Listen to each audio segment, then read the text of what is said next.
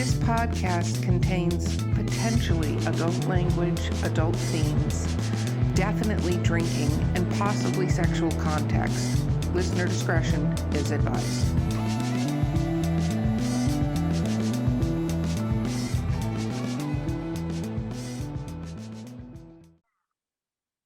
Welcome to Drinking with Authors. I'm your host, Erica Lance. My co-host today is Vanessa Valiente. And we have the amazing honor of having Charles Gannon. Woo! Welcome to the show. Amazing honor. Listen, it's a lot of hype. You're going to have to live up to it in a minute here. Okay. I'm girding my loins. Yes. Let's talk a little bit about what we're drinking. So I am drinking 19 Crimes Banished because I just felt it was appropriate. Vanessa, what are you drinking? I feel like there's going to be an ongoing theme because I'm also drinking 19 Crimes, and we did not coordinate this, but this one is not banished. It's a red wine that's been aged in a rum barrel, which is, yeah. Oh, this one's the Uprising. There you go. Well done. Eventually, they should probably sponsor this podcast. We'll see. Chuck, what are you drinking? Well, the thing you'll see me pick up most often is this, which is it's a mystery glass. It contains at least 2 parts hydrogen to 1 part oxygen. I will not reveal any more of the contents than that. However, because yours are about crimes. Is it what was that like? What is it called? 19 Crimes. So these are funny wine bottles, but what they do is there's a little app you can get. And the person on the wine bottle will tell you the crime they were convicted of. Mm-hmm. Well, it's really appropriate that you should have those because I'm dealing the precise person that you want to tell about, you want to confess those crimes to. This is Angel Envy's bourbon, which Ooh. Is actually, I believe I think it's aged in sherry or port bottles, casks. So it is, while it is not an aperitif, while it is not a liqueur, it does have a sweeter finish than most forms of bourbon. So you'll see me working two-fisted here. Love it. Yes, us too. No, inappropriate. Okay, so for those people living under a rock that don't know who you are, will you just give a little brief what you write? I write hard science fiction. I write alternate history, a lot of that. I write, I guess you could say, space opera. My own stuff is the hard science fiction, and now coming in November, the first book in my epic fantasy trilogy, or probably more than that, is coming out. It's the series is The Vortex of Worlds, and the title of the book is This Broken World. And I'm probably best known for the Caine Riordan series, and there are 5 books in that, not counting other side venues inside the universe. And all of which do tie into the main one, however, and 2 more books already under contract for that, along with 2 further collaborations, one with Eric Flint and one with David Weber, 2 very great friends of mine and 2 people who've been huge supporters of the series since day one, probably since day -1. Wow, so you're not busy at all, basically. You're no. You don't do anything. No. Oh my goodness. Wow. So how many books total do you have to your credit? Do you know?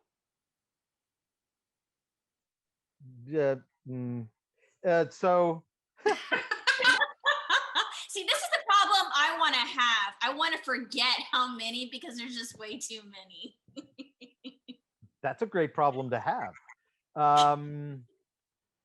So I'm thinking it's in the vicinity of 16 or 17. I'm not entirely, it depends on how you want to count them. One of them, for instance, one of the most recent is where I am one of 7 authors. How that worked is that's Murphy's Lawless, the first novel in that universe, which was 6 novellas, which came out, and they were planned ahead of time. And I was in the early part of that, I was a showrunner almost more than, I was editing and making sure they worked together. But at the end, I knew I was going to write the beginning, the end, interstitial bits that created a larger arc inside of which all of those work, and a couple of new characters who were sort of, I guess you could say, operators largely behind the scenes or off stage, as the case may be. And so if you want to call that a book that I've written, You could. It doesn't feel as much like when I sit down and I write one solo.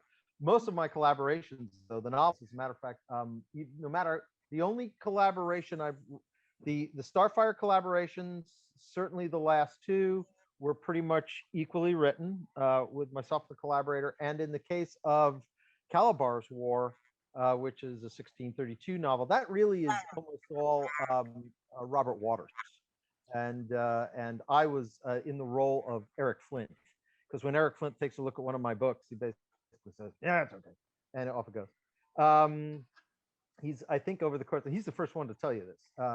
So I've written 1, 2, 3, 4 with him, and of those 4, I think his biggest contribution has been a really good eye for taking out what was not needed. There's probably about 6,000 words across that 850,000 words that got pulled out, and he, I think, wrote something like about 2,000.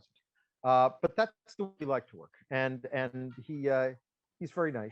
He says, "I keep trying to tell him they're your books," but he's the guy. He's the master architect. He is the genius locate of these books. So his name really, there wouldn't be nothing if it wasn't for him and his idea and his initial books. So so if you're willing to call all of those my books, 17, I think.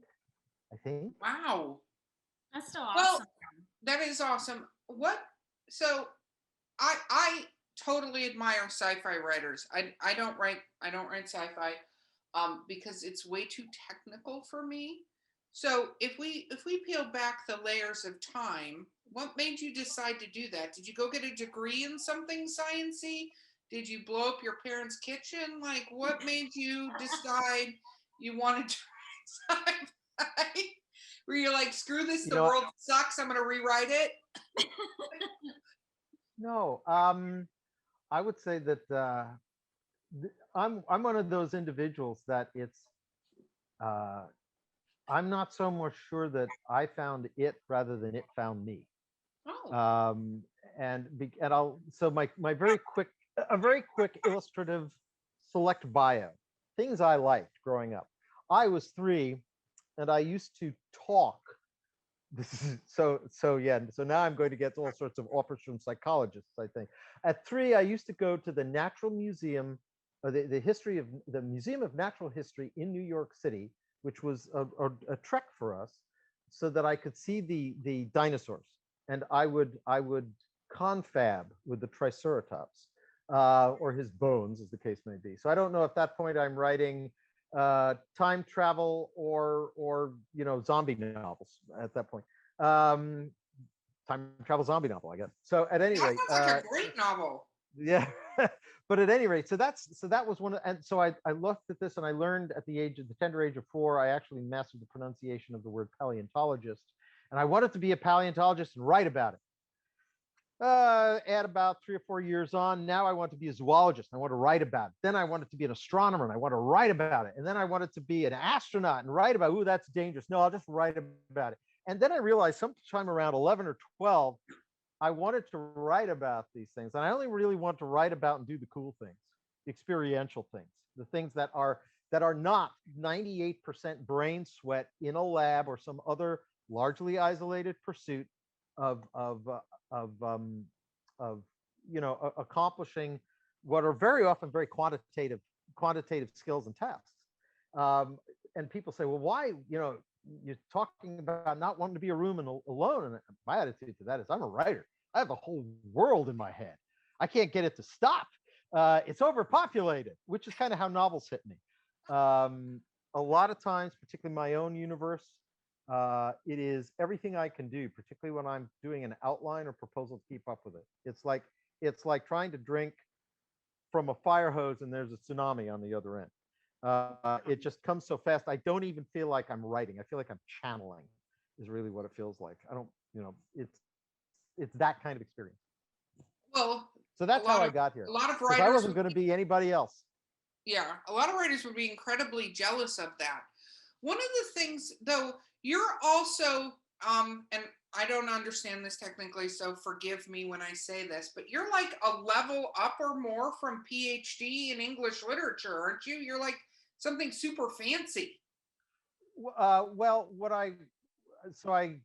I have two masters, one in communications, one in English. The English led on to a PhD.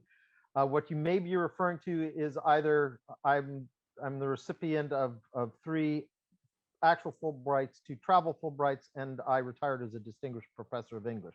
But beyond PhD, there really isn't much. A postdoc is the sort of thing that happens to scientists and people in those sort of fields usually. I don't know of any people working in American literature who are getting postdocs to do it. But I stayed pretty active. I mean, the good news was that I was pretty good at that.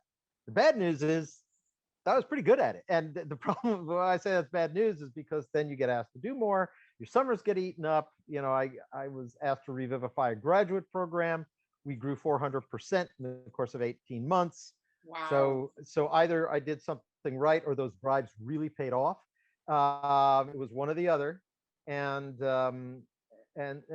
but it was difficult to maintain much involvement. And that took place during a seizure in my career between roughly 1992 and about 2008. So there was 15 years where all I managed to publish 2 stories in analog because I was busy with kids and wife and moving around as an academic and being a professor.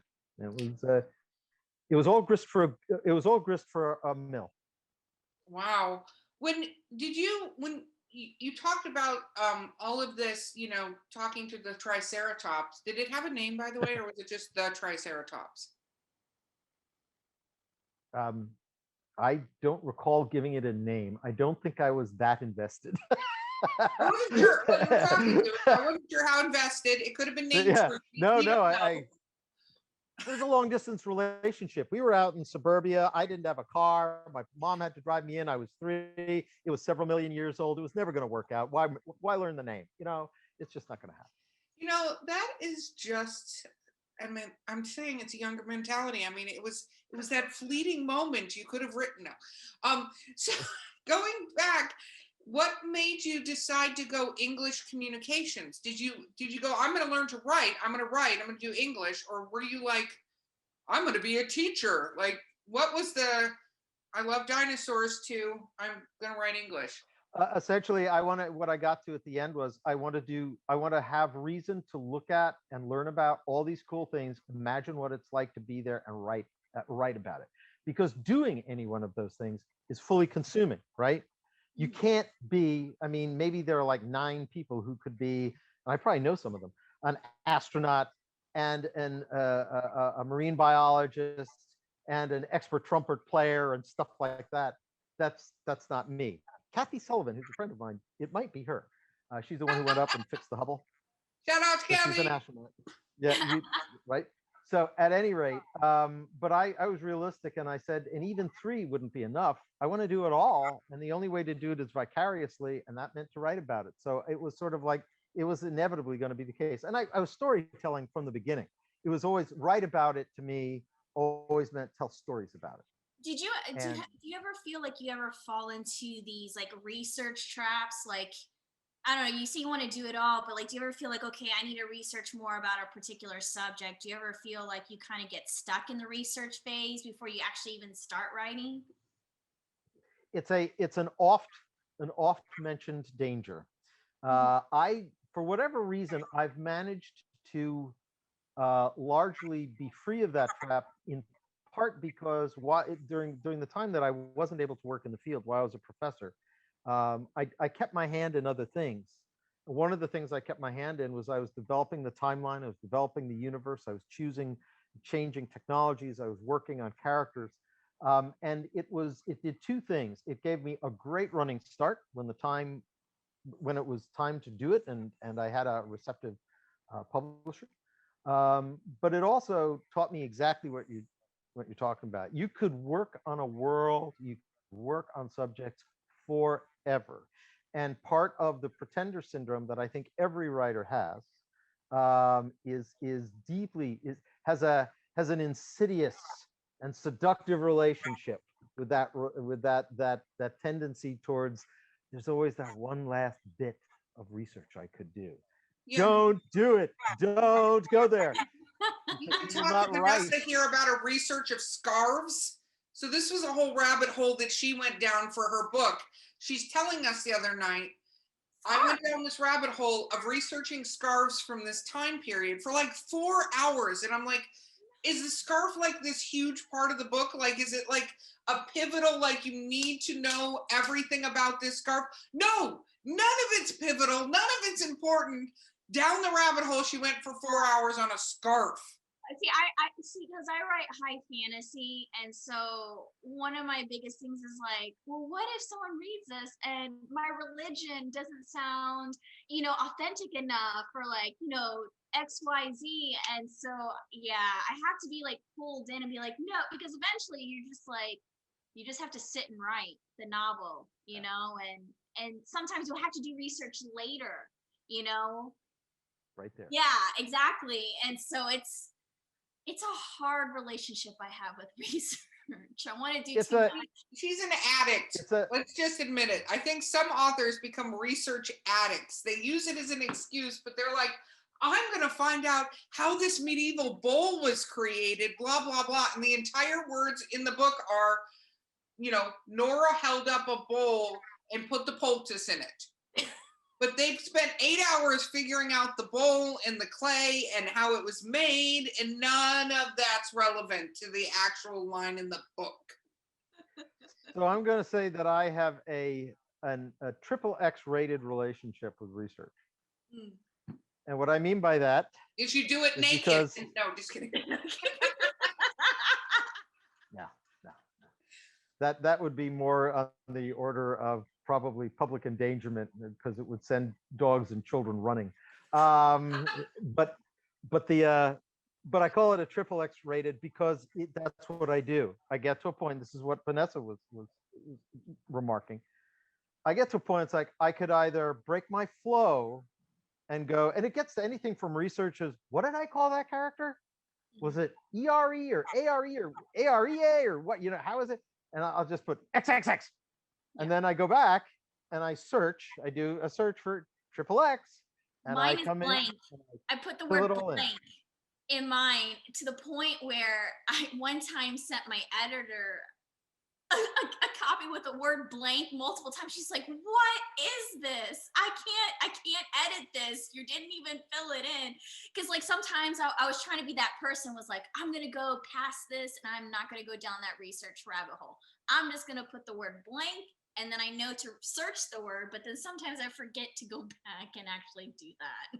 So one of the reasons I picked the X's is because when you see 3 capital X's, they from a page, and unless you're writing something very different from what I write, they have no reason being in your book, and then the search finds them all. But I could see that writing the word blank, first of all, I would have to think too much. I just want to go bap, bap, bap, and move before I can lose an iota of whatever mojo makes writers write. And it's easy to search, so I don't miss them. But I know the feeling and I know the mechanism. I use it. So basically, for everybody listening, Chuck's advice is be triple X, which I'm going to take for a completely different reason because of some of the stuff I write. Okay, good. This is what the angel envies. Yes, go ahead. That sounds amazing. I'm going to have to try it. I was telling, it's funny doing this show. People give you alcohol. I actually had that happen twice this week, where people are like, I got this for you, and everything involves drinks. It's like when somebody finds out you like something, like you have a beautiful boat behind you, but people see that and go, oh my God, Chuck loves boats. So then all of a sudden, every gift you get involves boats. What the hell is that mechanism where everybody's like, I'm going to cling to this little post-it of information and you're going to have all of that? The problem is with alcohol, though, then they're like, well, what do they really think about me? Am I an alcoholic or something? What do your neighbors think when cases show up on your doorstep? It's like, yeah, when truly, and no bottle is the same. Drizzly No delivers regularly because people are sending it. I'm like, you guys are really making me look like, let me just add it to my stash. Like you come into Vanessa's seen my countertop. My countertop is like moving with all this stuff on it. Yeah, it's a glorious display, I will say. I mean, you can literally have your heart's desire on her table of beverages, but yeah, it's kind of crazy. I had one friend buy me every flavor of this flavored vodka that she found. She bought me every single flavor. And she's like, I thought you could use this for your podcast. I'm like, this isn't Flashdance. I'm not bathing in it. What the hell is all of this? Like, and of course, I just went, thanks. That's awesome. I'm not sure what I'm supposed to say. Okay. So, what was the first work you had published? The very first? Do this is going to sound strange. Do fanzines count? And I'm going Yes, back not of course to they modern. do. Okay, then my first work published was, and it came with the help of somebody you want to think about for your show, Jacqueline Lichtenberg. She wrote the Embrov Zayar House of Zayar series. She was one of the authors of Star Trek Lives. She was that inflection point contact person for me when I was 12, who said, you can do this. And so with a little bit of guidance from her, I wrote a bunch of fanfic having to do with Star Trek in Ooh. 72, 73. Now, this is going to be laughable to a lot of people out there. At this time, most fanzines are mimeozines. And you knew anybody who was working at a fanzine because their fingers were perpetually blue, because the mimeo sheets would constantly soak them in blue ink. And there was nothing you could do to get that stuff off, because of course it had to stay on paper that might get wet. So, 2 + 2 = blue fingers. But the first, all 4 of these stories, they were in a series right away. I'm writing series or I'm writing sagas or something. Got picked up by a, if anybody is out there in fanzine land, see, I could brag about this because it's so far in the past, and it's it is such a non-claim today that it actually is funny. These were published in Berengaria. Berengaria fanzine came not with staples, but it came with a plastic holder on the side, and the cover was 4-color. Now, when I say 4-color, I literally mean 4-color. It was black, blue, yellow, and white. That was it. Not 4-color the way we mean 4 or blended colors, but in fanzines, this was the keys to the kingdom. This was the big kahuna. And wow, I was really psyched about that. And I was also publishing through Angie Valenza, who was also known as Farah Shimbo, and she had a fanzine as well that ran a lot of my stuff. I was like 14, 15, and a bunch of things started happening that I wound kind of falling away from that. There were just a lot of other opportunities. I wanted to write longer stuff of my own. We're getting towards college time. I also discovered something which scratched an itch at that age, which was what the fiction was about. And I guess possibly people thought it was pulling me away from the fiction, but actually I found it really grew my skills, which was these were the very earliest years of role-playing games. One of the things about role-playing games that I really like, most people, I guess, I wasn't that much of a player, but I love the idea of being a referee and building the world. One of the things I liked about that, and you will see it in any book of mine, you have the misfortune, the great experience of reading, is that accountability is really important. And one of the things when you think about, even more than film, anything else, when you have a story and suddenly it has numbers and facts connected to it, and if you as the referee are going to be as bound to those as you want your players to be, then one of the things essentially that you're doing is you are making a world that's grounded in numbers and facts that are inviolable, and you have to tell the story taking those into account. Well, if you're going to write science fiction, particularly one day, but saying that, I would say no, just a fantasy that has internal consistency is just as important. It's just as important to do it. Maybe more important to have that, because it's so easy to think that that's a free pass. That's where people get themselves in trouble, because they say, it's fantasy, I don't have to be. Oh no, let me tell you, because No. it's actually in some ways more important. Yeah, You're- it's definitely one of those things where, yes, you can make things up, but in order to ground the reader to make it real, like believable, you have to have a set of rules and you need to make sure you're consistent. And since some way it has to be some relatable to our world where they're like, okay, if magic exists, then this is plausible. You know what I mean? There has to be, you can't just make up, it's like, the famous like everyone always gets upset in the Hobbit where the birds just come out of nowhere and save them out of the trees and stuff like that out of nowhere. It's like you don't want those moments where it just feels like it's cheated, where it's just like they just put it in just to like save the day, but it makes no sense. Did you want just it call out Token for cheating? I just want to make sure on this podcast that when we get the angry hate mail, it's directed towards Vanessa, who just called. No, but it's true. People are like, well, come on. Like there couldn't be a more clever moment in this to save them, but you know what I mean.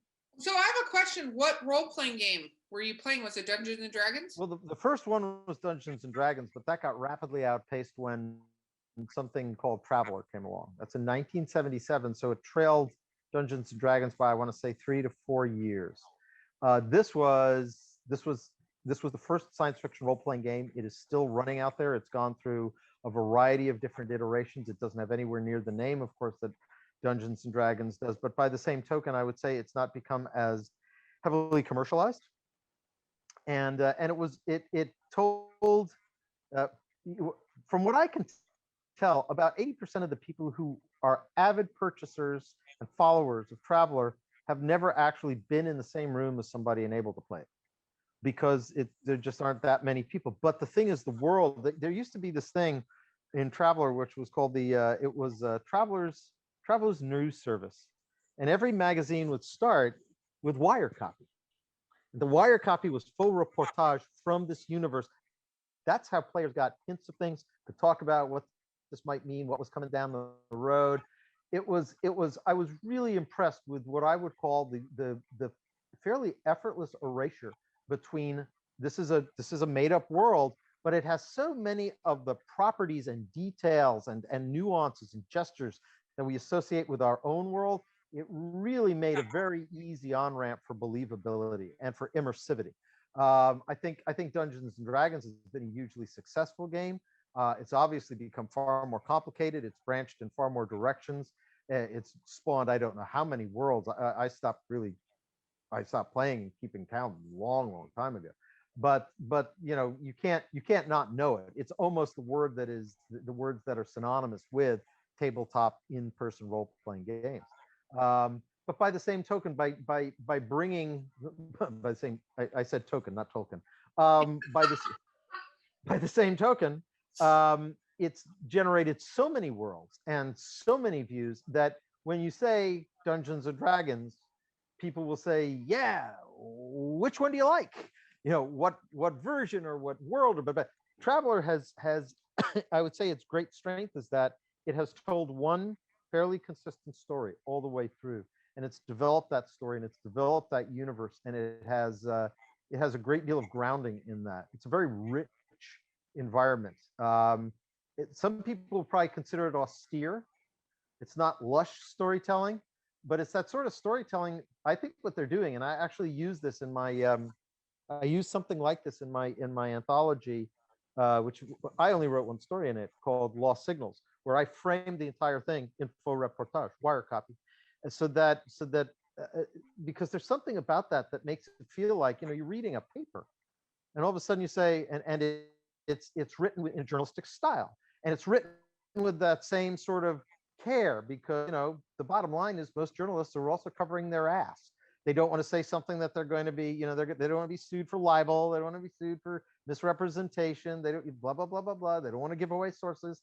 And all of those nuances are there in the tone of this sort of these Traveler News Service blurbs that were there. And this goes back to, they started writing Journal of the Traveler Aid Society, something like 79, 80.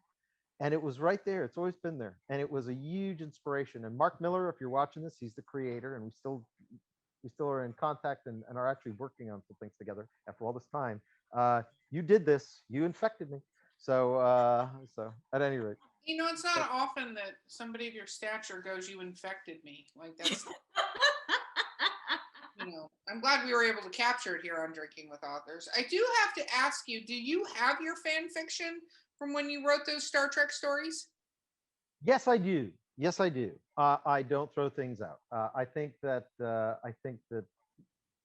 all of us made everything that I am right now is made by all the things that came before, good and bad.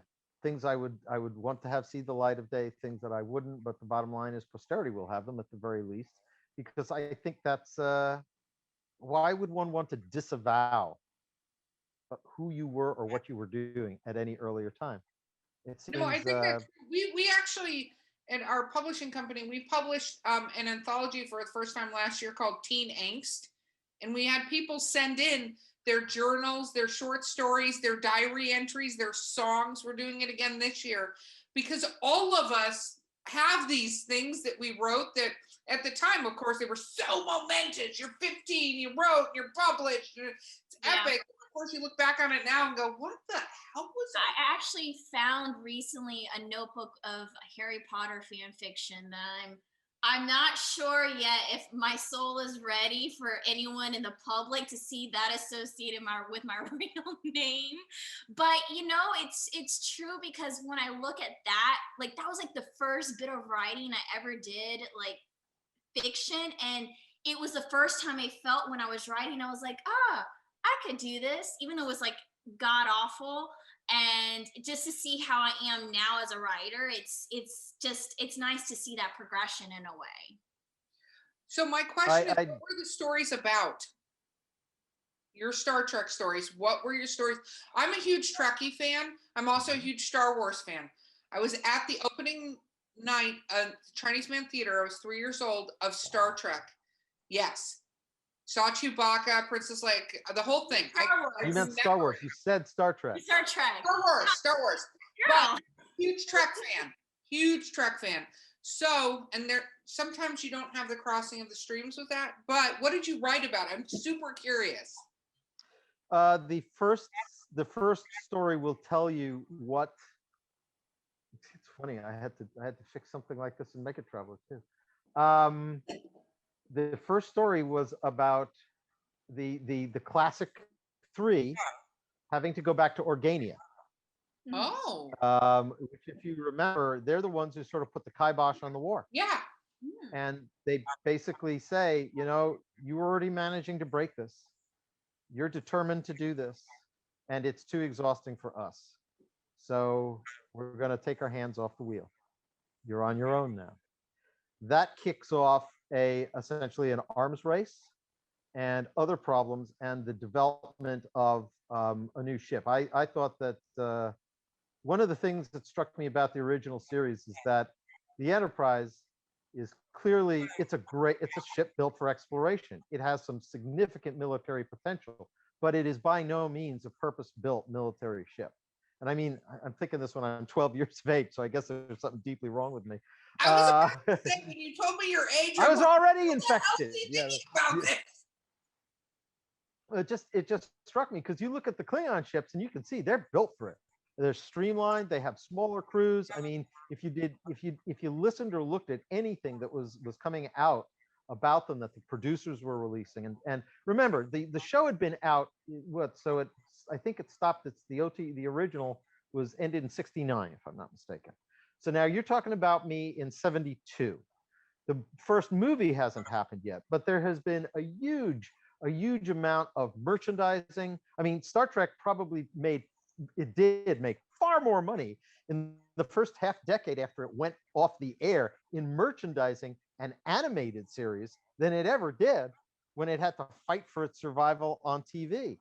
And so I was not one of these people who had the things all over their walls and stuff. Not that I think there's anything wrong with it. It's just that that's not what I was doing.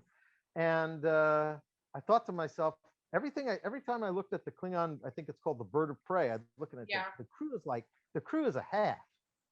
It's small. The bottom line is the Klingons have more primitive technology largely, and we know that. And yet they're able to make something that can stand toe to toe with this Federation ship. The reason? Because this is built for one, it's got one job. And I started to think, you know what? Somebody back at Starfleet is going to fast track a program to create the answer to that. It's going to be an arms race. I love And that's what I. at 12 years old, you were like, I know what I'm going to do, because the average 12-year-old is thinking this. That is amazing. It's so amazing. Okay, we actually have to take a quick break. We will be right back.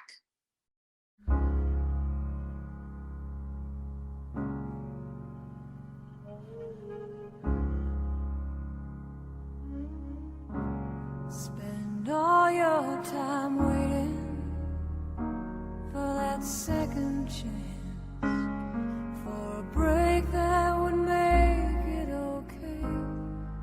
There's always some reason to feel not good enough, and it's hard at the end of the day. I need some distraction. Oh, beautiful release. Memories seep from my veins. Let me be empty. Oh, weightless, and maybe I'll find some peace tonight. In the arms of the angel.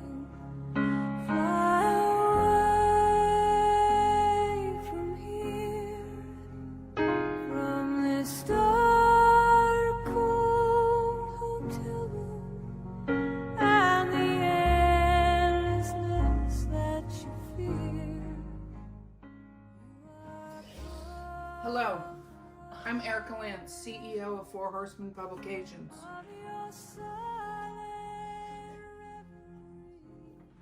Oh, and a host of Drinking with Authors. Are you a frustrated author? Is writing hard? Are you not getting the words out? We have the solution for you. The Author's Accountability Guide 2021. In it contains accountability, 4 muses, practice exercises. We even have an online community where you and your fellow writers can figure out what the heck you're doing wrong and how to fix it. Everything you need is contained in this book. I'm not only a sponsor, I'm also a writer. Find us at the Author's Accountability Guide, because I know you're wondering how to make writing less hard.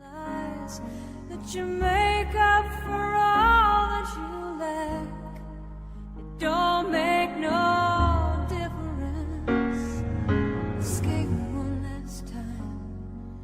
It's easier to believe in this sweet madness, all this glorious sadness that brings me. Okay, and we're back. Okay, so we were talking about, so Star Trek, you wrote these fanfic stories. I love this entire premise. So I was a D&D player with the box set where you had to color in the dice. And I was a female player, which at the time, now it's like whatever, but at the time we were like this rare, we were like unicorns that were female and knew how to play the game. Like those things.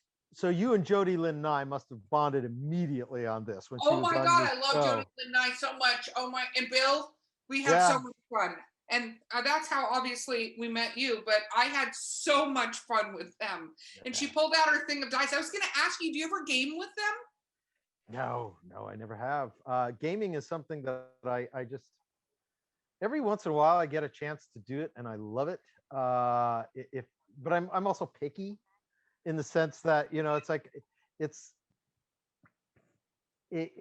I'm going to have to, I'm how do I put it? There's what I'm going to call mid-teen role playing, which is all about the sizzle, and there isn't even any steak there.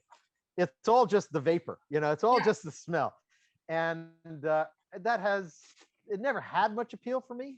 But I love to watch it because it means people are getting excited about the experience.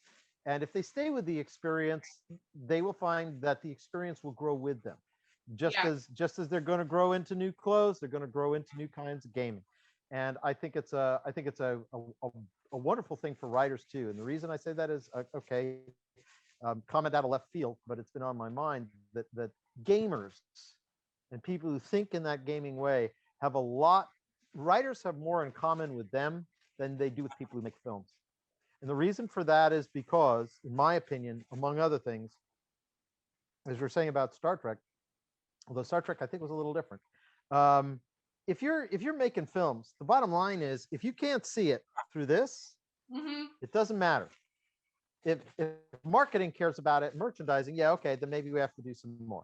Maybe we want to leave a couple of plot holes here so that we can spin off a comic book or something like that. But for the most part, they don't care. But when you design a game, just like when you write a novel or even a short story, because sometimes I've written novellas that have taken every bit as much work as a full-length novel. You're thinking about there is no restrictive frame. It's like a constant floating panoramic shot. It's virtual reality. Wherever you turn, there's the world. Something's got to be in that world. It's got to be there for a reason. There's got to be that sort of thought that goes into it. And writers do that. Game designers do it. And quite frankly, it's optional at most if you're in film. And usually when you think about how many director's cuts there are, it tells you that's a sign. That's like a little litmus test of just how much more would have been there, but somebody said, I don't know, it's going to be harder to find. You know, we might lose 7% coverage on theaters, given the fact that you're looking at a 2-hour, 42-minute runtime. I don't know. You know, we're competing. It's summer. There's going to be feel-good movies. How many? You know, this. No, take another 12 minutes out. Take another 14 minutes out, please. It just makes it that much easier to sell. And then suddenly they go back in and they're having to carve up their baby because that's what you're doing. And that's not how I wanted to tell stories. I was in the industry. I left it for that reason. No, and I love that you said that. I've written plays and screenplays, and not like, oh my God, I've written screenplays. I'm not doing that. But it's very different. And I've given stuff to directors, and it's the first time I did that and I gave it to a director and they were like, I'm going to make this my own and blah. And I was like, like just whimpering, watching what happened in the screenplay. I was like, this sucks. But at the same time, I kind of got the Stephen King philosophy. I'm like, screw it. If you want, there you go. I wrote it. You have your vision, you do your thing. But I agree with you on role playing, because having role played a lot, but then having been a dungeon master or the operator of the game, it makes you think on your feet and create on your feet. Like, to me, it's almost a writing exercise, because as much as you can spend, and I've seen Game Master, I don't do this, but spend hours meticulously laying out maps and this whole plot line, and then your characters that you're playing with go left. And you're like, okay, but that's not on the page. And if you can't immediately start creating this world that you're talking about, this panoramic world that's existing outside of this dungeon you've written with all these creatures, right? You will get stuck. And I've seen people get stuck doing that, because never have I ever seen characters just follow along with what they're supposed to do. I always thought it was funny looking at modules, because I was like, unless you lock them in a place where they are forced to go forward and there's no other option, they could just open the door and leave. And then that entire dungeon is scrapped, right? Because they're like, you know what? I want to go have lunch, so I'm going to leave. And what the hell do you do? And one of the things, one of the ways that arguably you can limit that, and I find this, the best opponents are smart non-player characters, because if the player characters ever do them dirt, usually a smart non-player character will want to do dirt back for whatever reason and for whatever ends. Nothing tends to focus player attention and perspective than the idea that they're in a world and they can just wander around and do anything they want. No, their prior actions have forward-reaching deeds. And now every time they say, maybe we'll just do this, or maybe it's like, yeah, but are those guys watching? You know, and that actually, I'm not saying that it's a cheap trick to keep people on track. I don't think it does, but you can predict a little bit more what they're likely to be concerned with and what sort of things they're much less likely to go off on a wild tear, simply because if somebody's going off on a wild tear without watching their six and all the sort of things that involves, then they're going to find that roll up new characters. You know, that's what's going to happen, because somebody smart's going to take advantage of that. No, that's true. It's like the deck of what is it? Deck of many things, where you can have wishes. I'm like, just throw that crap away. Never use it. If you have a smart DM, dungeon master, saying that for the noobs out there, you're screwed. So if you have a smart person, never use a wish ever in the entire universe. It's the worst thing you can do. I think you should play. I'm just going to put a plug for when Jody's listening, that I think you should play a game with Jody Lynn and I've been invited, so I want to be there and watch this, because it would be amazing. I Sounds just like want to you know should be that I'm part of it. invited too, right? Because I want to witness this. So when you so you wrote Star Trek. What made you decide to go into the realm of high fantasy? Because you're talking about a 3-part series. It's probably going to be a 30-part series. Totally got it. But what made you decide to go into the realm of high fantasy? Because it's very different, like the voice and everything like that from sci-fi. Yep.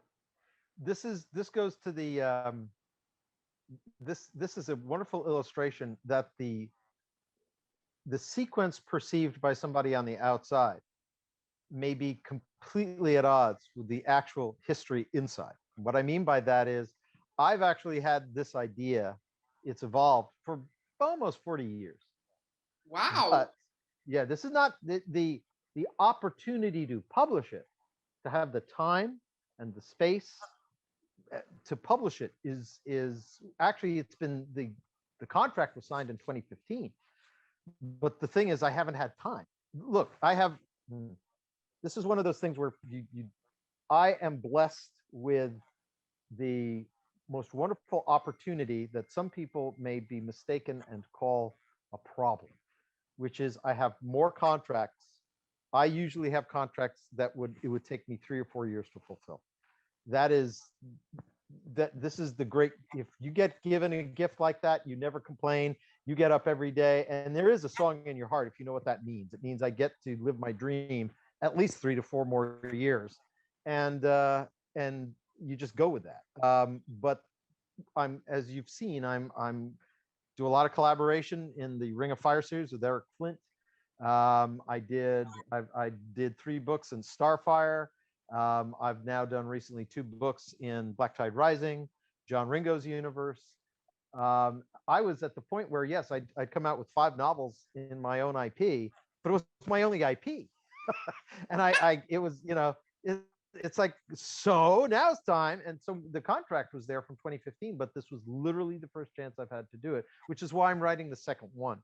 I find that I write a little bit shorter, and I write certainly a lot faster if I don't do just a book and put a series aside. Now what I'm trying to do is do 2 stories, one right after the other. So I've got 2, turn them over to the publisher. They can schedule releases. Tony at Bain can schedule a release usually within a year of each other. So you've got the sense of momentum. And so I'm right away writing the next book in that series right now. But to say it's new, it's only new.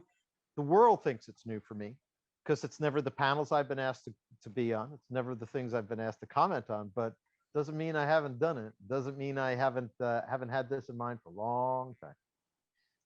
That's awesome. How much do you, I don't want to say journal is not the right word, but how much do you keep notes and track, like having that story for a long time in your brain? How have you kept track of what you wanted to do with it? Is it just there in your epic brilliance and you're like, it is ruminating in my brain? Or have you been taking notes? Okay. Cell phone. And the cell phone has on it a program, a free app called Tape-A-Talk. It was designed in Germany, I believe, for people who want to just sit in a lecture and let it run. So it's not restricted to a 5-minute runtime or 10-minute runtime that most of the apps that come usually bundled in a phone. This can go on. which, and as you can probably tell from our interview thus far, I can go on too. So what I'll do is I will have, like I was saying at the start, I have these tsunami. It's like, you know, sort of these fire hose things. I get these ideas. I've been getting ideas on Vortex of Worlds and recording them specifically for that since 2011. And they've just been piling up. And now there's another, oh, this was a lifesaver, because the problem with this is now you have to listen to them all. No, you don't. Now there's an online app, a live app called Otter. Are you familiar with it? Otter AI, otter.ai? No, but I'm writing it down right now. It's the word otter.ai. When you see it, it may change your life. I know that sounds like, it's like, now I'm going to be Billy Bob, whatever, and sell you floor polish that also is a salad dressing. But no, there's more. But really, this is that, it is that. My voice must be a delay. Either that or my humor travels at the speed of smell. I don't know. But at any rate, both are probably true. I'm not commenting. Go ahead. Okay. So I didn't tell you what I was infected with, did I? At any rate, so Oh, yeah, right. Yeah. I'm now adding it to my phone because I'm ready What- to have my life changed. Otter AI is far better. It is better at voice recognition. So you're familiar, I'm sure, with Dragon and all the stuff that Nuance puts out, which is voice recognition, which takes a huge amount of time to teach properly, particularly if you write. I think writing fantasy and science fiction is its nightmare, because there's so much special vocabulary for it that it just constantly gets wrong. Now, pals of mine, David Weber, swears by it. When he broke his wrist, that was the only thing out there, and in 2 weeks he had it trained up. I understand why he sticks with it. When Steve Sterling broke his wrist, not so much so many years later, I said, you ought to get this thing that David has. And I became the, I guess, the proselytizer of voice to text. Otter AI works differently. It is so much better than Google. It is so much better than anything working on your phone. As a matter of fact, given how bad it is now that they're using, you probably know that they went from, say a word, the program will recognize that sound and will put that word in. Now it's more context driven, more AI driven, and it stinks. I can't begin to tell you some of the things that it's mistaken. One of them is absolutely obscene. Thank God I read my phone before I sent it out. We can come back to that if you like. yeah, so totally, because I actually just decided to start sending it. If I'm doing voice to text to friends, I just send it and they go, did you just do voice to text? And I'm like, yeah, of course it's his penis. What do you expect? I was talking about something completely different. Oh no, the best is when I invited a friend to go to a football game and it was supposed to rain that day. And I was like, oh, no worry. You know, if it starts raining, we'll just duck under the you know, and then D became an F, and then it became a whole different other conversation where my friend was like, excuse me, did you just invite me to have sex with you? And I'm like, no, that's not what I was trying to do. I swear. Kind of kinky place though. Haven't been under the bleachers since I was 17. Yeah, anyhow. It was one of the worst things I've ever done Nope. in my life. It was Nope. Nope, I got a better one. better. I've got a better one. I think I may have the best. I don't know. I was leaving a response to somebody about a story idea and a plot point that I didn't think was something we had to worry about. So I spoke into it. I said, it's fundamentally extraneous. And I looked down and said, I have a fun extra penis. See, me the way I am, I would have just hit send and then put figure it out. And then oh, like, you know, but I'm gonna look into this. No because pictures, and it didn't happen. You know, it doesn't exist, as the case may be. But Otter AI is good because here's what you can do. You can take all of those voice texts, all of the voice recordings you've made. Otter AI will not only do a marvelous job, far better. If you have something complicated that Google is jamming up on, go to Otter AI, turn it on, do it to Otter AI, capture it, paste it.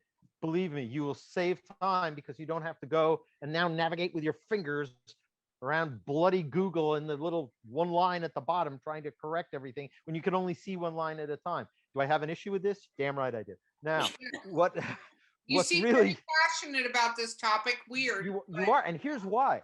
I had all of this stuff built up, and I'm thinking, well, the thing I always dreaded before I started a book was I've been compiling thoughts about books.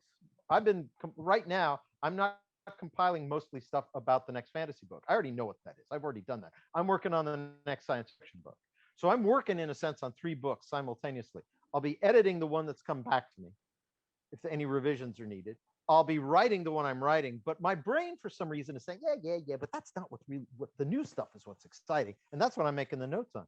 So I pile up all these notes, hours of notes. But now Otter AI, you can upload any WAV file. It will translate it for you, however many you have. Let me tell you, a process that used to take the better part of a week, sorting through, finding what I wanted, transcribing, figuring out because you don't want to transcribe every damn word, but making the judgment call. I don't have to make the judgment call. I have transcripts. And every time and you still have the recording, and Otter has it. So you can then pull up the file on Otter, press the button to play, see where it's going, because it's highlighting the phrases it's saying. And when it gets to the point that it didn't understand, you will hear what you said, so you'll know what it is. Now, in addition to this, you can teach Otter a lot of words. I find that more time costly than going back, because it's good to hear the notes again anyhow, and then I get a chance to say, oh, that wasn't what I meant at all, and do that. But I'm a huge fan, and I promise I do not get a cut of their profits for this, although damn it, I should. I was just about to I say, was it's gonna say, like Charles Gannon is it's the not like you're spokesperson pitching for- Otter to hire you, is what I think I heard, is you were pitching He's why. already hired, Vanessa. He's just not telling us. It's fine. We're gonna put it on the podcast. Everybody's gonna get it. He's gonna get a cut. He's gonna be like, I knew I went on that show for a reason. All part of my nefarious scheme. It actually wouldn't surprise me if you were that clever. So I'm just gonna throw that out there. I do have a question though. I do this all the time. I take voice memo notes when I have an idea, because they just strike me at, of course, completely random times, and I'm like, this is epic dialogue. It's not always epic dialogue, but I think it is at the time I'm saying it. And I put it in Because that's your 14-year-old mind working. It's epic dialogue. This is brilliant. Sometimes I'll go back and listen and go, delete. Like, what the hell was I thinking in that moment?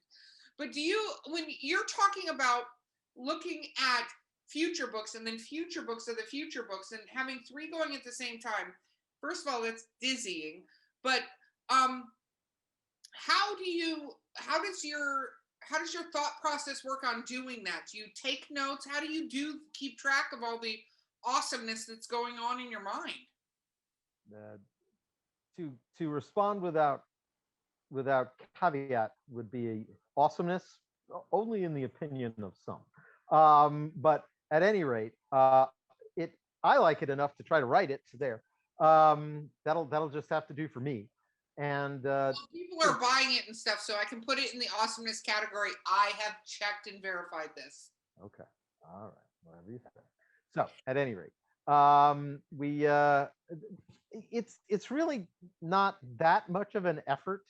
The stuff that really hits me, I have a better memory for than what time do I have to pick up my daughter from soccer. It's not because I don't love my daughter, I do, but I do have my little bit of ADD, not so much that it's ever really impacted my life, but enough that I have all of these sort of tricks and traps to make sure that I don't. You wouldn't believe how many reminders I had set up for today. And one of the reasons that I had the reminder set up for today is why I also scheduled 2 other interviews on this day, because this was my interview day and I couldn't forget any of them, damn it. And these are sort of the tricks that I use to overcome what my ADD is. But they really sort of, they fall into place. And one of the reasons they fall into place, what I mean by that is when I'm well ahead of the book I'm writing, it's largely conceptual. It's, oh my gosh, if these people know that, and these aliens know this, and this one is traveling from that planet to that planet, they're suddenly going to run afoul of this, and that's a great way to bring it. They would naturally come across this unrevealed series secret, blah blah blah. That I'll record. Now that's none of that. It will motivate what I write, of course. It's the bare bones of a sort of a plot point, if you will. But I don't start thinking in dialogue until I get fairly close, and then I'll use some dialogue. Then some dialogue will come out. For instance, the dragon in this broken world, I had so much fun doing voice to text because he's a multi-century uh, snark pedant. That sounds amazing. That sounds And amazing. and it was too much fun. It was like I would start talking about what he's going to say, and then I found myself in it, and it was just too much fun. It's like I can't stop. I can't stop. So that sort of thing. It's interesting for me. A lot of dialogue drives my story. Like I think there are authors that have both sides, like that are like, let me do the framework and then I'm going to insert the dialogue to, do the thing. And then there are those that are like dialogue.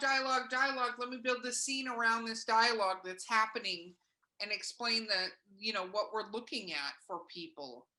I think it's that snarky dragon sounds For amazing. me, I find it depends on the genre. I tend to like really focus a lot on the scenery when it becomes high fantasy.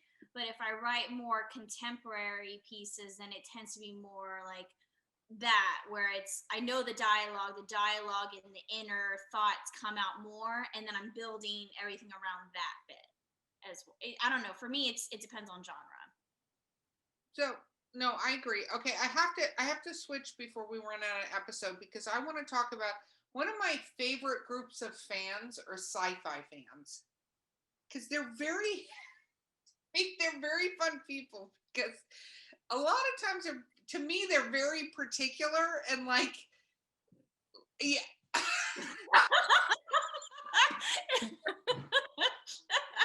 You've been doing this for You have noticed this, have you? Yeah. What are you're about to go into high fantasy. That's a whole different group of fans and a lot of people dressing up. But what have you been your experiences? You think cosplay hasn't essentially taken over everything? It has. I mean, if you're lucky like me and you write contemporary and horror and erotica, like people don't dress up as your characters because yeah. But I see that completely, but what have the fans been like? Because you have encountered fans back when fans did not have the access they do now. I love that fans have the access to authors and stuff that they do now, where you had to almost seek out authors 10, 20 years ago to find them. You know what I mean? And they weren't as prominent. It wasn't easy to reach them. If you saw them in a flyer that they were going to be at a location, yay, go do that. So let's talk about your fans for a moment that are obsessed with you. I don't think I hope none are obsessed with me. I'd be a very disappointing object of obsession, I think. That's accurate, but let's continue. Okay, thanks. I'll recover sometime next week, I think. At any rate, my fans have been really, they've just been great. I mean, I know that sounds like my fans are great. Okay, what's the paid for line? But the bottom line is my fans have always been considerate. Maybe some of that has to do with my presence on social media. For instance, I insist on two things, and they're deeply intertwined. If you come on my Facebook page, I'm going to want two things. I'm going to want civility, and I'm going to want an innate respect for the opinion of the other. That doesn't mean agreement. It just means that you don't savage somebody. It's not enough that you use polite language. People should come on. My attitude is, if you wouldn't say it in person with somebody sitting across the table from you who outweighs you 2-to-1 and doesn't have that, and has that because they work out a lot, the bottom line is you shouldn't be doing it online. You should do a TED Talk for every Twitter user ever, because I feel like Most people don't. They think that you're hiding behind that wall, and then they spew the most Because they horrific can. things. Because they can. And unfortunately, I think Twitter plays to and encourages the darkest part of certain human temptations, which is one of the reasons why I don't do a lot on Twitter. I'm there, but I don't use it much. You go to Facebook, you'll find it, and there are two reasons for that. One, I don't trying to be if you are trying to be entertaining in 128 characters or even 200 characters, the bottom line is you're probably going to be wisecracking.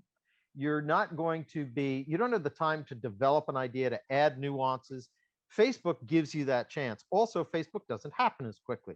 You can post something on Facebook and people might not see it for the better part of a day. Twitter, I've watched people's careers destroyed in 45 minutes when they weren't even on Twitter because somebody heard something, they took it out of context, people ran with it, it was connected to, I don't know, cause du jour, and everybody got their knickers in a twist, and that was it. And it was, Yeah.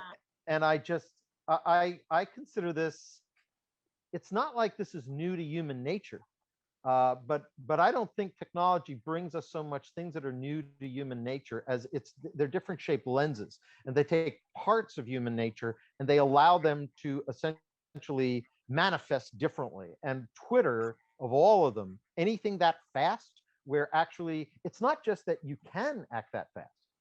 If you don't act that fast, you're behind the feed. Part of being on Twitter is to be out ahead of the pack. So in other words, don't think, act. And in that, usually what comes is, and how do I get attention paid to me? By saying something outrageous. If you're that fast and witty, good for you. But for most people, it's a much lower denominator of what I would call quality of content. And it tends to be kind of savage at the expense of other people, whether those are the people in the feed or not. And you know what? If you zoom back in time, you just go back 50 years and you try to do that in your town, you are not going, there's no party that will have you. You'll be shunned routinely. And it was the way the communities maintained. I know a lot of people would say that's tone policing, or it's whatever the phrase du jour is. But the bottom line is there's a need for, I think, there's got to be limits. There've got to be some limits. There's unless you want to say there doesn't have to be any courtesy left at all, any civility left at all, then it has to come from someplace. And accountability for what we say, immediately or long term, is essential to that. That's been the way that more fistfights have not broken out. But now it's gone. So you watch people on Twitter and even Facebook and places like that saying how they kill each other, or they, all the doxing that's gone on. This is, to me, this is just, you can't put the genie back in the bottle. I'm not going to sit here and say, hey, kids, get off my lawn.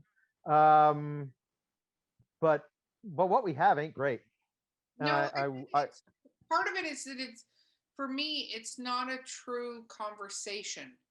So there was a time when, and I'm a firm believer in every aspect of my life. Anyone who knows me, I am the most bluntly honest person. Like, I don't do the whole, I'm not good at sugarcoating anything. But I'm a firm believer in that you are honest and you have the conversation and you don't assume. When people assume things, it's so terrible. And if you don't go, hey, I heard this thing, no matter how demonstrative it is about another person, to go, hey, I heard this thing, like, Vanessa, you're inviting your friend to football games to have sex with them under the bleachers. Did you do that? And you don't, like, actually find out before you go town crier that Vanessa's inviting people to sleep under the bleachers with her.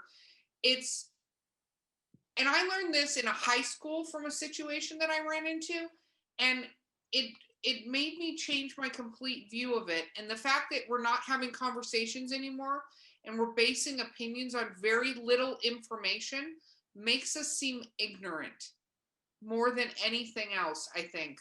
Right. Well, also, with technology, as much as it's great to have information and delivered in a quicker manner, it's very hard to convey feeling, because you could say something in true compassion, but it comes off very like harsh, if you don't type it the right way. Or I've had it where someone was like, well, you didn't put enough emojis in there, so I wasn't sure if you were being mad at me or not. I'm like, what?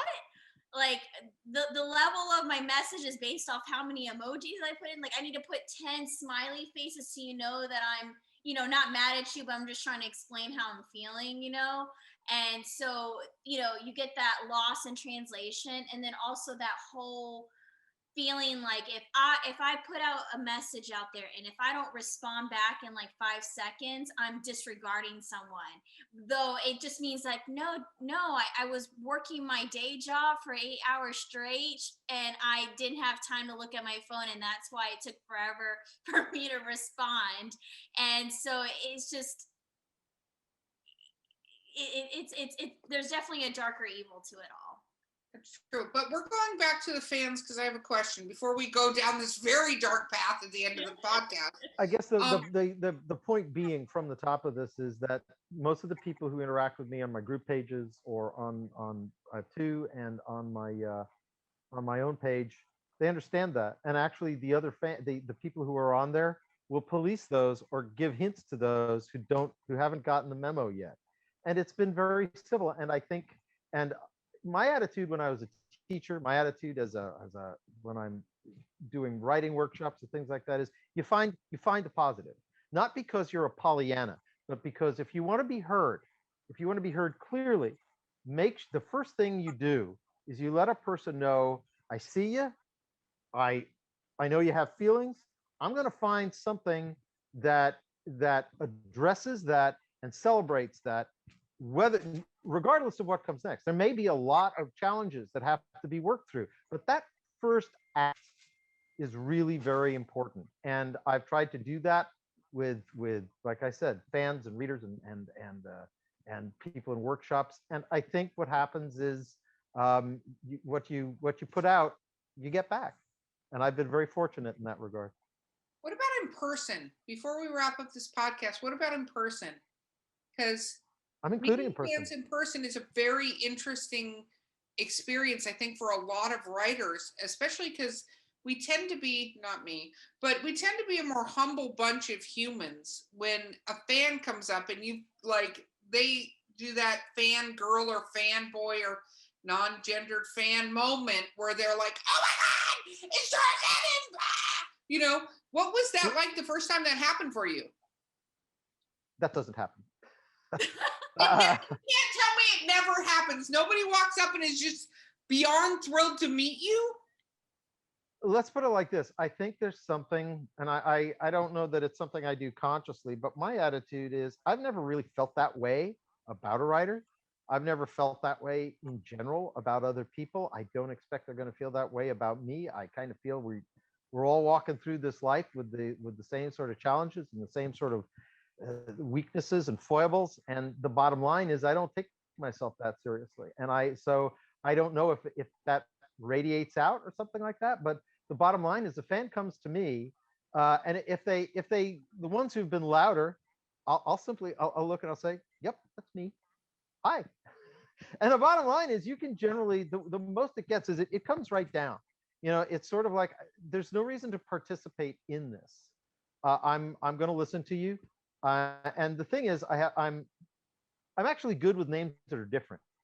That is, if your name is Aloysius, right, or Dagmar, or something like this, assuming we're not in the Czech Republic where there are lots of Dagmar, but assuming that it's something like that in the U.S., I'm gonna probably remember the name.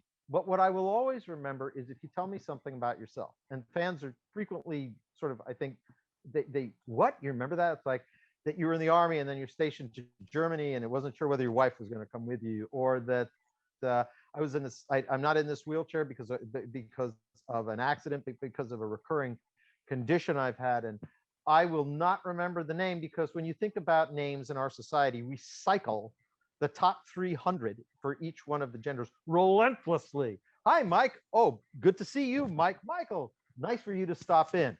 No, I'm not going to remember that. I remember the things that are individual, and everybody's got an individual story, and that's the way I approach fans.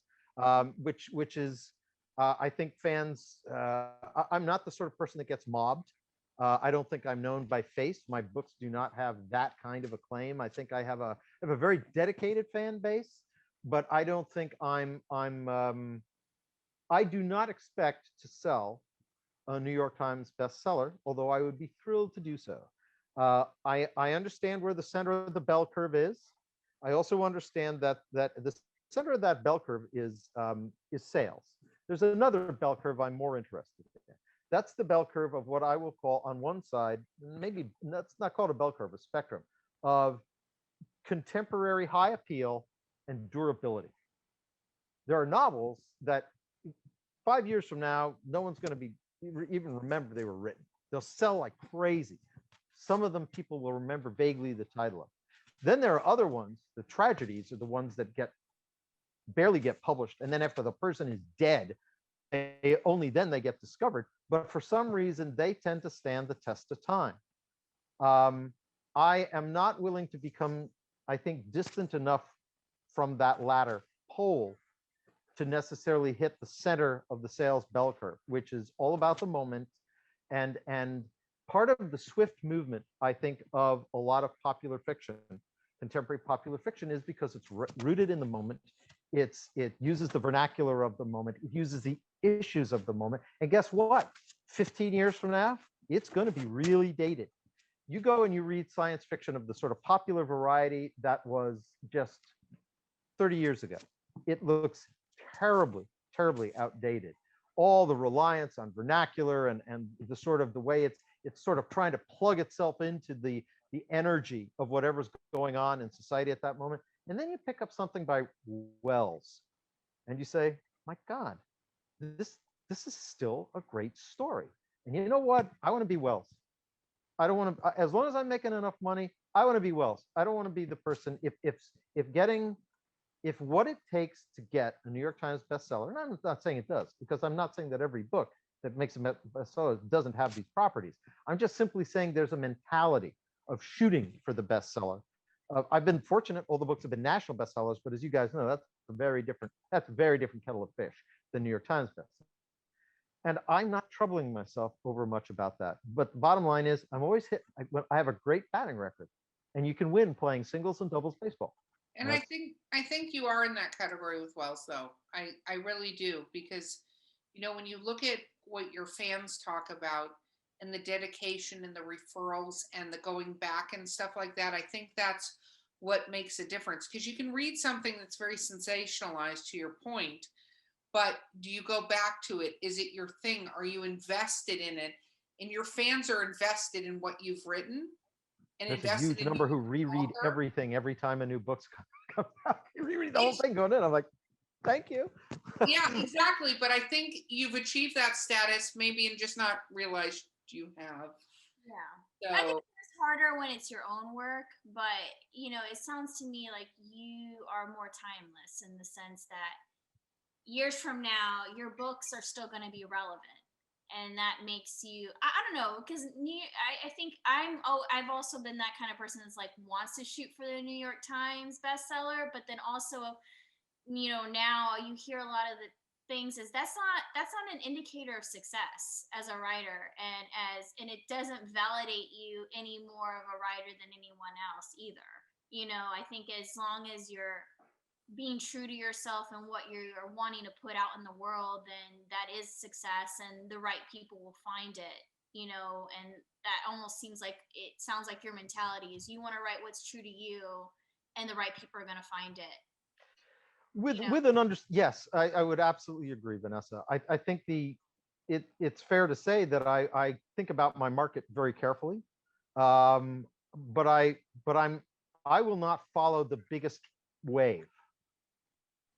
I want the really cool wave. I want the wave that you can ride and it'll feel right. And you'll say, I was able, part of the wave, I think, is that if, I've watched people who get so much success so quickly, they it's like talking to people who were in a car accident. I know that sounds weird, that's excessive, but follow me. It happens so quickly, and it's such an overload of the senses that you ask them, what was it like? What happened? It's like, I don't really know. And I've watched people's success. They're juggling so many balls, so many offers that it's, particularly if you hope to have any other life, if you hope to have kids, if you hope to have something like some other string to your bow other than just being a writer, its temptations to me are largely illusory, and when they're not illusory, they're usually fleeting. And those two things kind of keep me, I'd like to think, centered. Well, I think centered is could be accurate. I would like to ask you this question because we have to wrap up this episode of the podcast. What advice would you give to authors out there? Well, that's a tough one. The first thing, if somebody was asking me for advice, I would say, where do you want to get published? What do you see yourself doing? If what you want to do is talk about predominantly direct to electronic books, my first thing would be see my friend Chris Kennedy at Chris Kennedy Publications and talk to him, because he knows about that stuff, and he has given, as you're aware, there's this whole other part now of the Caine Riordan universe, which came to life for that, a whole other audience. And when I did that, I knew I was going more for ripping yarns, but also part of my brand is a certain kind of attention to language, attention to structure, attention to constancy, and I won't sacrifice that. And we've had a wonderful working together in that direction. But if somebody wants to go to electronic, I'm going to tell them to go to an expert. I don't think I'm an expert about anything. I've been washed by many waters, I can say that. I would say that if you want traditional publishing, it's a very different market. 20 or 30 years ago, 40 years ago, if you didn't have an agent, the probability you were going to get published was very low. On the other hand, it was easier to get an agent because it was the slush pile reading that is now done in many other places was largely done by agents and their staff. And then you get through that, then you get pushed, towards a publisher, and the hit ratio was better. Now there's so much material out there that the hit ratio, I think, is poorer. But there are also fewer traditional imprints. I mean, right now, and if you take a look at who owns who, there are how many imprints, really? There really aren't that many. The big five are barely the big five anymore. Yeah, they're big really four big now because yeah. Peggy got eaten. Yeah, and Ace and Rock, and Berkeley gets, and it exactly. And so if I had, by the way, just so you know, if I had to choose anybody to publish me, my first choice was who I got, was Baen. And it has nothing to do with any of the things that people would normally think about Baen, which are largely partial or full misperceptions. I mean, everybody wants to talk about, well, you publish this person. Yeah, they also published the guy I write with, Eric Flint, and he's an avowed communist. So, take that away, smoke it, sit with that for a while. But they support series, and they support the idea of lots of books that pay out. They don't have to put it over the outfield fence. It's nice when they do. And that gives you more margin, more ability to find, you're actually, I think as an author, you're making a relationship with your fan base. The readers are finding you, they're finding your tone, you're learning who they are, and your ability to really create a very, I want to say, reliable pipeline is very strong. So this is advice to those of you out there who are thinking traditional publishing. Baen Books does that, Daw Books does that, because Daw has skin in the game. And yes, they're distributed through somebody else, but the bottom line is Daw calls a lot of its own shots. The bottom line with editors and publishing houses is when the publisher is also the editor, they have a whole step that they're really not worried about. And that's the step the editor has to go and sell it to the business people. And that means they've got to compare it favorably to other things that are selling, or be able to sell that this is the next big thing. And I remember the first time I went to, they don't call it BEA anymore. You're familiar with BEA? Yeah. Book Expo America, right? Used to be in the Javits Center before we no longer did these things. Huge, an immense glass palace. There were banners for books. I kid you not. they were, conservative estimate, 40 by 60 feet in dimension, hanging down, lit by the sun, beautiful. They cost more to make than a standard publishing run of most books. Why? They're looking for the home run hitters. They go through authors. So bear this in mind, folks.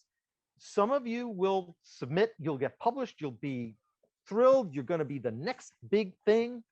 They're looking for the next big thing, but they understand that for every next big thing, they're probably going to have 3 absolutely nots, 2 marginals that they'll look at for maybe another 1 or 2 books, 4 who will be good enough to bounce along with the mid list, and 1 will be the next big thing, if they're lucky.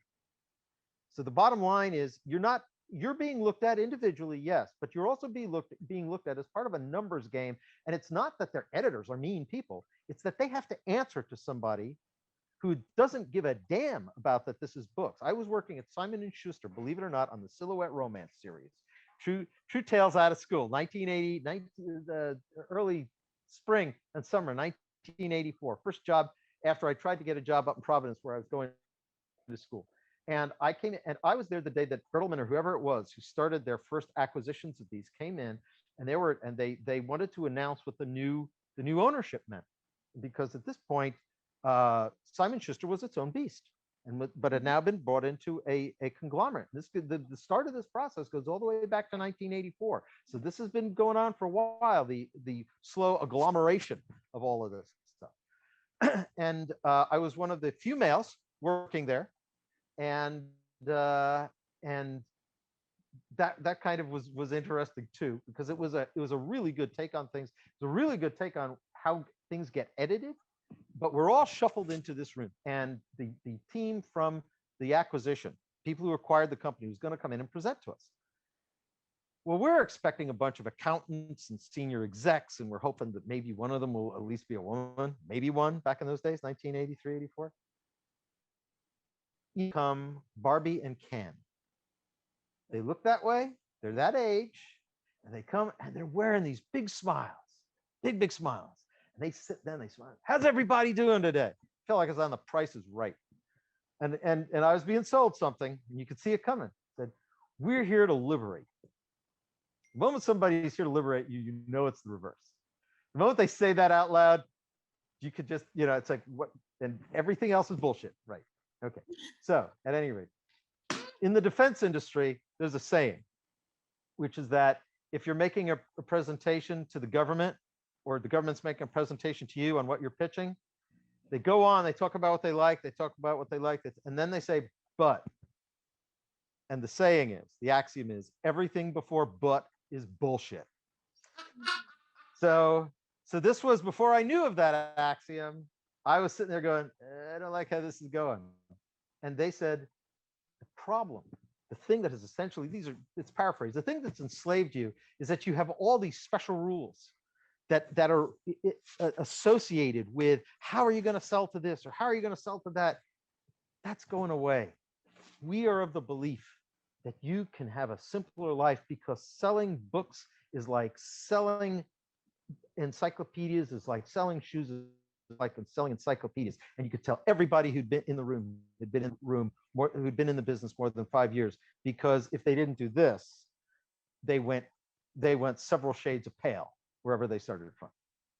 They knew what was happening was the death of editing and books as we knew them. And it's gone on. And so all I'm saying, I know this is a long story, but it's a war story to make the point that this trend continues. It doesn't mean that it grows greater.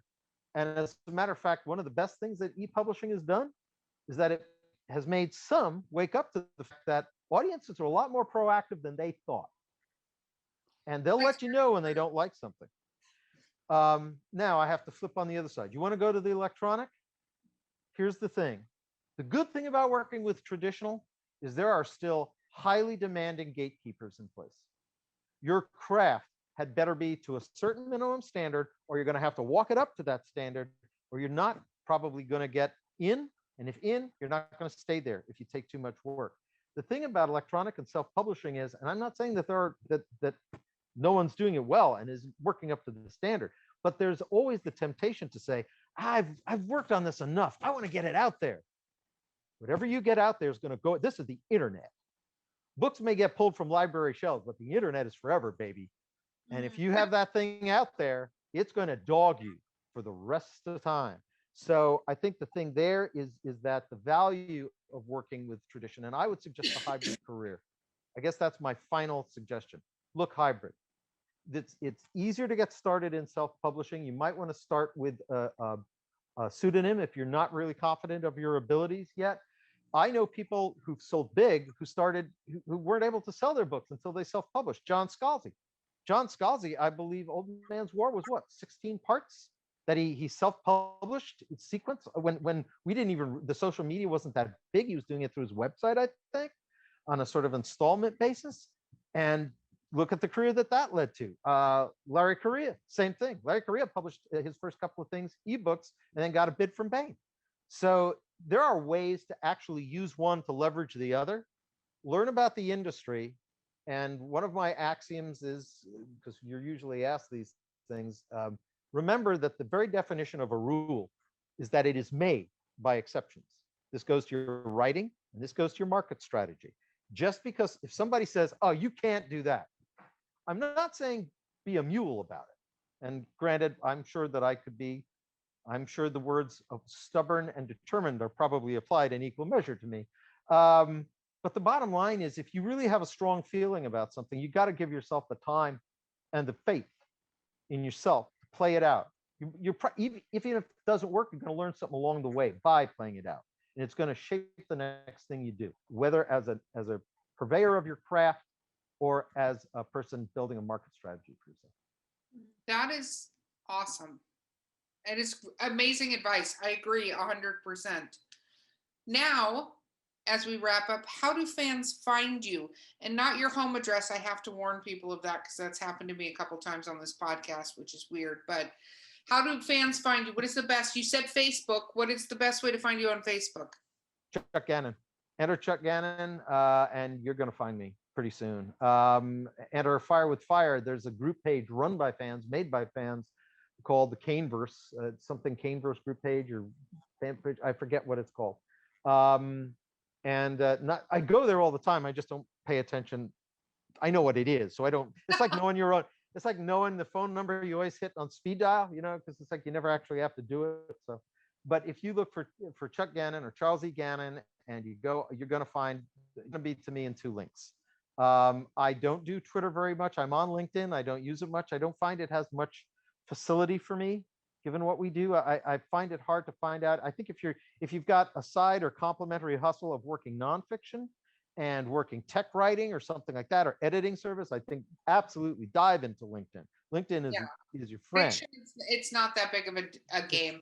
What about help you. So you have a fantasy series coming out. What is the name of the book? The name of the book is This Broken World, and it is truth in advertising. That's exactly what's motivating the story. Something's not right with This Broken World. And it comes out when? November. This is exciting, and you've already written book 2, correct? Book 2 is being written right now. There will probably be a Caine Riordan release, book number 6 in 2022. But before then, there will be probably 9 novellas and 2 or 3 more novels in the Murphy's Lawless series, which was another thing we can talk about regarding marketing. But I realized very quickly that the pace of reading right now and audience demand, people used to wait gladly for a year and a half for a book. Not anymore. So I looked at it and I said, I got to do something that keeps the drum beating. So I did. Very cool. Lots you have been to find. Fantastic to have on this show. I can't wait till literary rapid fire questions because of the bourbon. So you have been fantastic. Thank you so much, Chuck, for being on our show. I've had a great time. Thank you. I took a look at your episodes before. I reviewed it, and I stand by that review. I think it's a great show. I think it's fun. I think the fact that its energy comes from the fact that it is functionally devoid of format, and that's a good thing because let's put it like this: if you go into let's say you go on a date, or let's say you're just meeting somebody, a business meeting, and you get the sense that somebody's got half of this conversation scripted, you're not really having fun. It may be useful. It may be informative, but you know that there's another game going on, and it may not be nefarious. It may simply be watching the clock. I feel like if the bottom line is electrons are cheap, digital media no longer required. We're in the cloud. Let it roll, and we'll go wherever we go and say whatever we say. And I love it. Thank you for having me on. Thank you for letting me play. I look forward to the next part. Thank you. Absolutely. This has been wonderful. So I've been your host, Erica Lance. My co-host has been Vanessa Valiente. and we will see you next time.